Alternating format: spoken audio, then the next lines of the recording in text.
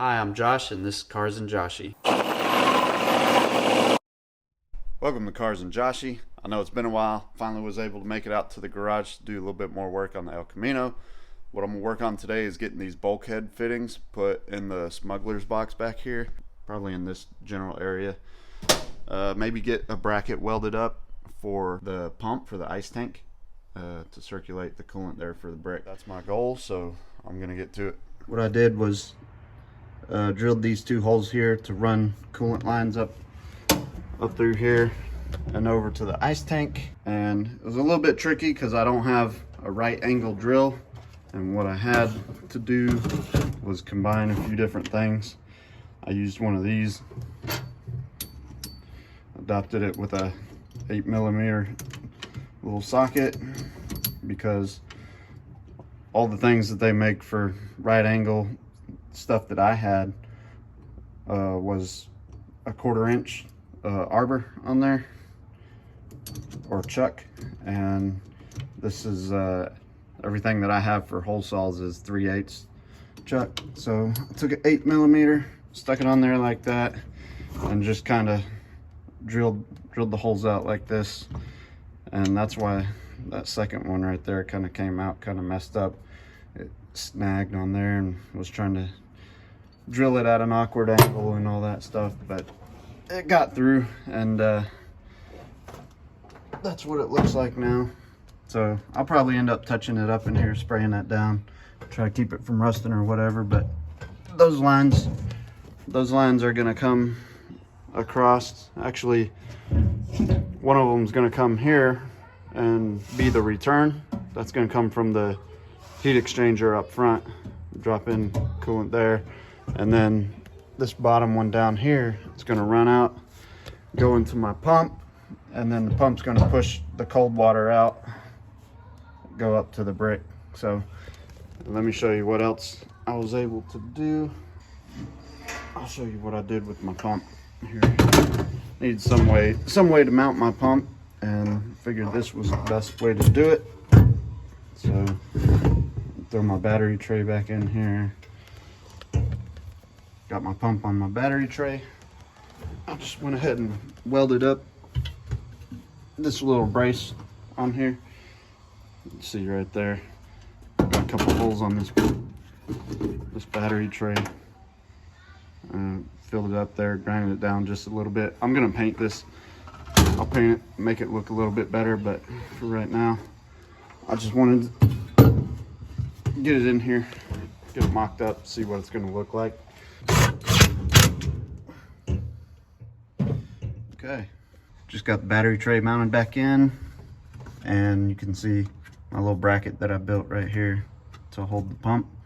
I'm gonna get some type of probably hex head bolt or something for this, because this hole isn't big enough to fit a 10mm socket on there. So I'm gonna grab like a hex head, Allen head bolt or something like that, and use that to mount this pump. So what happens here,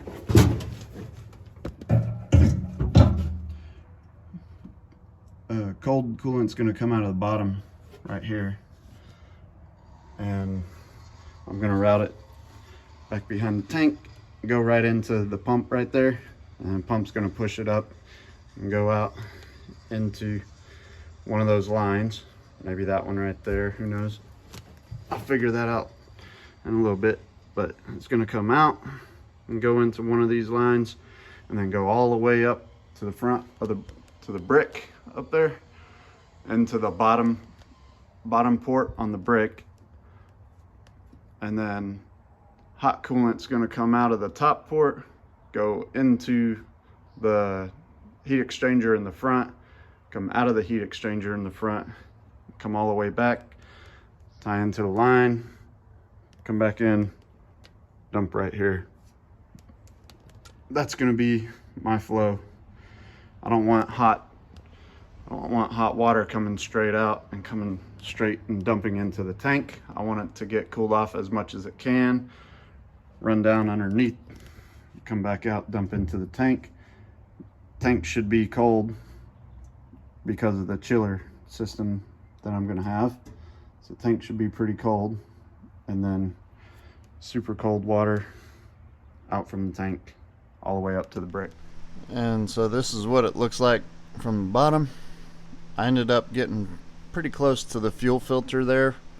Hopefully it doesn't cause any problems if I ever need to change that out. I don't think it will because they are swivel fittings, so I should be able to just kind of move the hose where I need it. But I plan on running them right along the frame and all the way up to the front. Alright, got a couple of 90s put on the ice tank, and I'm gonna put a straight fitting onto the back there. I'm gonna pull the ice tank out and drill a hole for the drain, and just have the hose run out the bottom there. Alright, I got the ice tank bolted back in here, and you can see I got the drain line fed through the bottom of the smuggler's box. Show you guys what I did for that. I just took one of these grommets like this, and I used my gasket hole punch set. 7/8 fits perfectly in here, which is perfect for that hose, the 5/8 diameter hose, inside diameter hose. I'll just punch the center out of this, drilled me a 1-inch with the hole saw there, and put this grommet in there, fed the hose through the grommet, and bolted it back in. And it's in here nice and snug, has a good drain. Now all I got to do is run all my hoses. So just like I was saying, this one back here comes around, feeds into my pump, comes out of the pump, goes into the back one back there, and then it's going to go all the way up to the brick, come out the brick, go into the heat exchanger, come out the heat exchanger, come all the way back, connect to this one. That one's going to run along here and drop back into the tank. So hoses are done back here. I might get some clamps and clamp it up, clamp the hoses to the back of the smuggler's box there. But over here on the pump, you can see I've got some regular clamps on there. I was trying to use these wannabe AN fitting clamps from Summit, but because the pump has a flare at the inlet and the outlet both have a flare, it would not slide over this opening of this fitting, so I wasn't able to use these. Kind of disappointing there.